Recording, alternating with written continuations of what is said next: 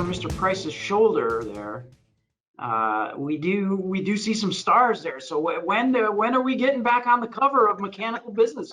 Mr. Pryce is, he's running the table here. 3 times. We took a dynasty of my own.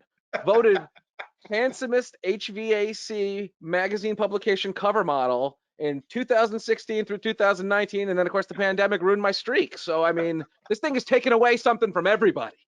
So do we have a couple minutes for me to talk about that promotion that was? Please do. It's actually, I think it's really well done. That's why I bring it up. It is honestly one of the best things I've seen at a trade show, bar none. I've done way more trade shows than I would ever want to in my life or ever thought I would do, and it is easily one of the best promotions that I've seen at one of those events. Well, thank you. Our publisher Bruce Meacock was the one who came up with that, and it was very, very well received. So the first year we did it was 2016, and the cover person for the magazine for the March-April issue of 2016 was a gentleman by the name of Peter Mansbridge. And your Canadian viewers will know who it is. The best correlation that I can put is he's Canada's version of Walter Cronkite. That's Walter Cronkite. Yes, yeah. So he hosted an hour-long television news show on CBC called The National. So he was on the cover. About a month or so, or a couple weeks after the CMPX show, we got this call from a woman saying, "My son was on the cover of Mechanical Business. How can I get some extra copies?" And we were like, what issue? What issue? Yeah. And she's like, "He was on the cover of the March-April issue." And we're like, "You're Peter Mansbridge's mother? What is?"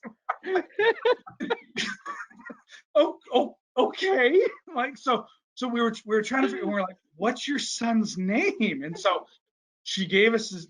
Anyway, with that, everybody got a digital copy. This person shared it on their social media feed.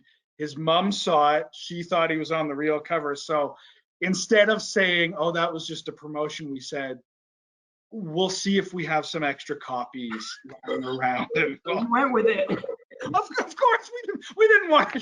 She was like, he had such a hard time at school, and I'm so proud of my boy.